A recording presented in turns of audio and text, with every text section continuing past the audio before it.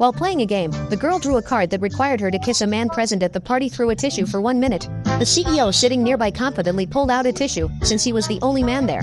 But the girl chose to drink instead, so he could only wipe his hands with the tissue to ease the awkwardness. It turned out that 4 years earlier, the two had been a loving couple. But on that day, the girl suddenly broke up with him, claiming he had no plans for the future and that she didn't want to waste her time on a playboy. What he didn't know was that at the time, the girl's grandmother had inadvertently offended her stepmother, and from then on, she and her grandmother had been repeatedly framed by them. To avoid dragging her boyfriend down, she had decided to end the relationship. Years later, at a class reunion, they met again. The girl never expected her former boyfriend to have become the renowned CEO of a major conglomerate. She assumed he hated her with a passion, unaware that for the past 4 years, he had been quietly watching over her. When the girl made an excuse to go to the restroom, the man couldn't resist following her and pulled her into his arms. For years after their breakup, reunited once more, he still couldn't take his eyes off her lips for a single moment. Seeing that she was deliberately avoiding him, he immediately pulled out a tissue and insisted on kissing her through it for 1 minute.